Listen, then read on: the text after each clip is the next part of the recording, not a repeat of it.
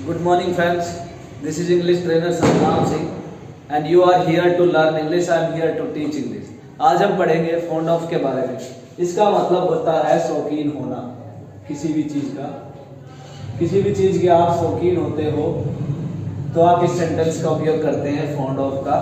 Fond of से related आप sentences बनाते हैं। जब भी हम इसका सेंटेंस स्ट्रक्चर हम सीखेंगे तो याद रखना कि हेल्पिंग वर्ब हमारी होगी। अगर हम प्रेजेंट का बना रहे हैं तो इज एम आर, अगर हम पास्ट का बना रहे हैं तो वाज या वर, अगर हम फ्यूचर का बना रहे हैं तो आप एज ए विल बी भी यूज कर सकते हैं या फिर शैल बी।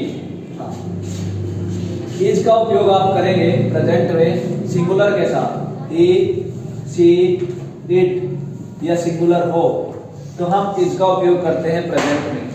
जब आई हो तो हम एम का उपयोग करते हैं। आर का उपयोग हम करते हैं प्लूरल के साथ। वी, यू, दे या फिर प्लूरल हो हमारा एक से ज्यादा हो तो हम आर का उपयोग करते हैं। ऐसा ही वाज और वर के साथ है, लेकिन याद रखिएगा कि इज और एम जब हम पास्ट में जाते हैं तो वो वाज बन जाता है। इसका मतलब कहने का क्या है कि आई, ही, सी, इट या सिंगुलर के साथ हम वाज का उपयोग करते हैं और आई, ही, सी, इट या सिंगुलर के साथ हम वाज का उपयोग करते हैं। लेकिन जब प्लूरल की बात होगी या फिर वी, यू, दे की बात होगी तो हम वर का उपयोग करते हैं। नंबर एक में हम सबसे पहले इनकी हिंदी जान लेते हैं। इसका मतलब होता है। एम का मतलब होता है हूं।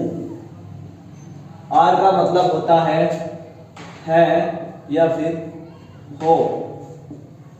आप खाना खाने के शौकीन हो। आप इन सेंटेंसेस को हिंदी के अकॉर्डिंग बड़ी आसानी से सीख सकते हैं। आप खाना खाने के शौकीन हो, आपको पता है कि आपको हम इंग्लिश में क्या बोलते हैं, यू, तो यू लगा देंगे।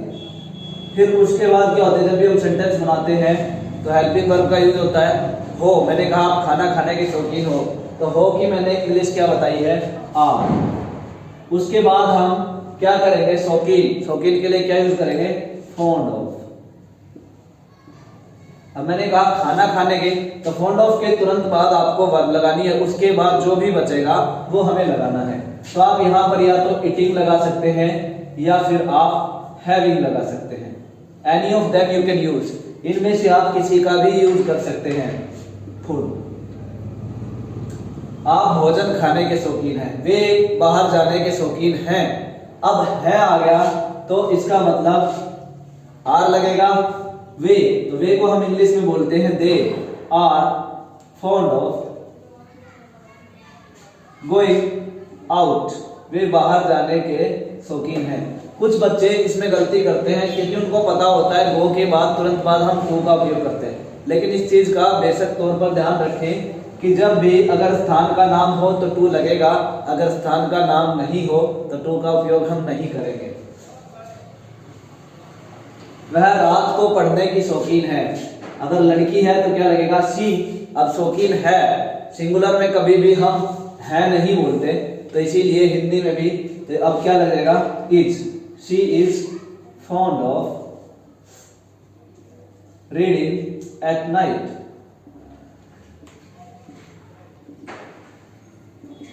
इस प्रकार से आप पॉजिटिव सेंटेंसेस इजम आर के साथ बना सकते हैं। मैं इंग्लिश बोलने का शौकीन हूं, तो हूं आ गया। अब हूं को आप क्या लिखोगे, एम।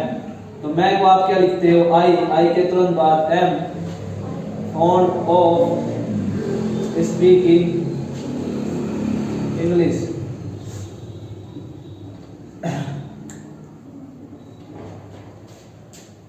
मैं इंग्लिश बोलने का शौकीन हूं, इस प्रकार से। अब आप नेगेटिव का सेंटेंस बनाएंगे तो एम प्लस नॉट, हम इसको शॉर्टकट में एंट भी बोल सकते हैं। जब भी आप नेगेटिव सेंटेंस बना रहे हो, अगर आप अलग अलग बोलोगे इज प्लस नॉट तो भी आपका एंट बनेगा।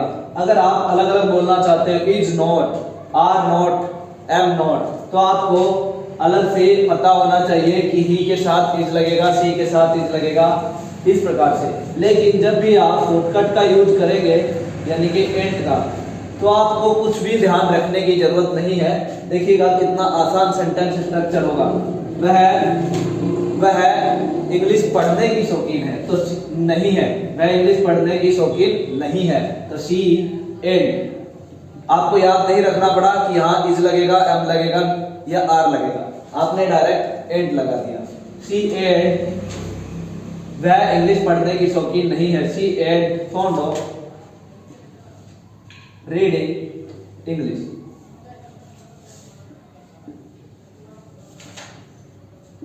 मैं चाय पीने का शौकीन नहीं हूं, तो आपको एम का याद नहीं रखना। जब भी आप नेगेटिव बना रहे हो और शॉर्ट में आपको बोलना हो तो आप डायरेक्ट बोल देंगे आई एट फॉन्ड ऑफ। अगर मेरे को कहना हो मैं चाय का शौकीन नहीं हूं तो I at fond of T. इस प्रकार से भी याद रखें। जब भी आप अगर वर्ब का सेंटेंस बना रहे हो, अगर मैं कहता कि मैं चाय पीने का शौकीन नहीं हूं तो I at fond of having tea. Fond of के बाद आपको तुरंत वर्ब लगानी होती है अगर वर्ब वाला सेंटेंस है। लेकिन अगर वो नाउन वाला सेंटेंस है, आप इस स्ट्रक्चर से नाउन का भी सेंटेंस बना सकते हैं। जैसे वह बाइक की शौकीन है तो he is fond of bike, वह बाइक का शौकीन है, यानी कि तो he is fond of bike. अगर वह लड़की है तो she is fond of bike. लेकिन अगर आप वर्ब लगाएंगे तो आपको वर्ब की फोर्थ फॉर्म लगानी है, इस बात का भी आपको ध्यान रखना है। अब हम वाज और वर का सेंटेंस देख लेते हैं। वह ट्रैक्टर का शौकीन था तो he was fond of tractor. लेकिन अगर यहां पर मैं वर्ब बोल देता कि वह ट्रैक्टर चलाने का शौकीन था तो he was fond of driving tractor.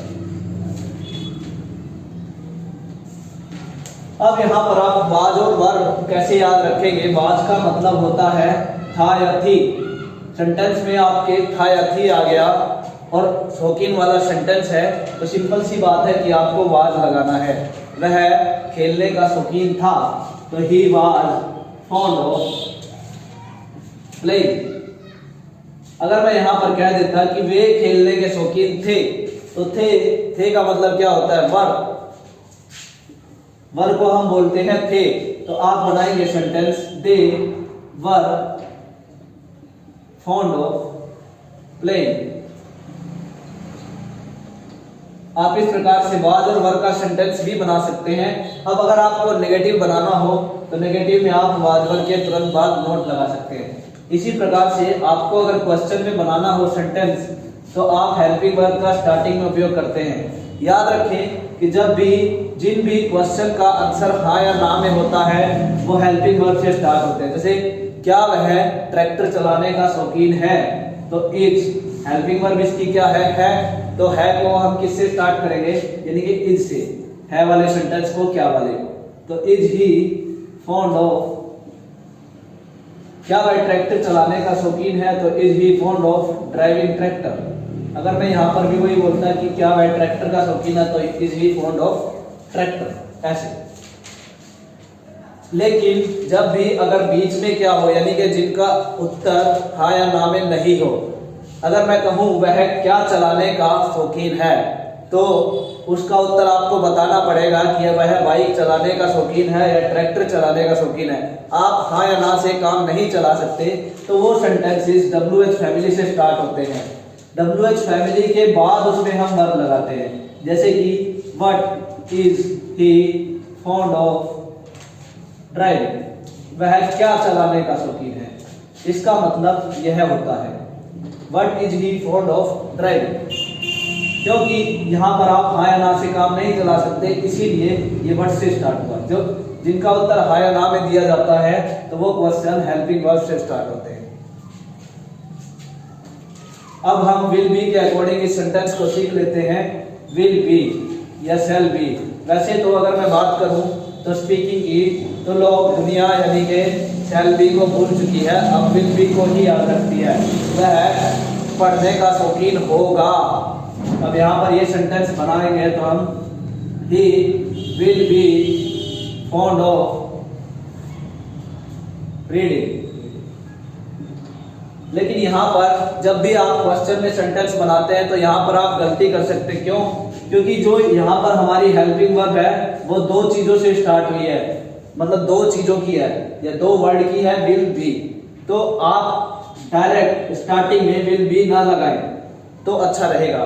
कैसे? आप कैसे बनाएंगे? क्या वह जींस का शौकीन होगा, तो will he B fond of jeans.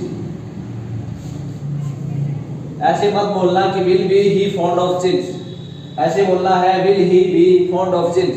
अगर मैं कहूं क्या वह जींस पहनने का शौकीन होगा तो उसके बाद वियरिंग लगा देंगे।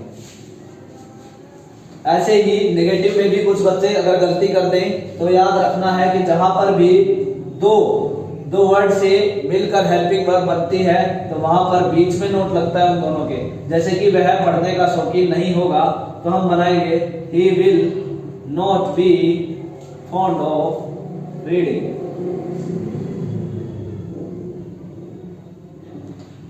विल और नॉट का शॉर्टकट होता है, याद रखें, वॉन।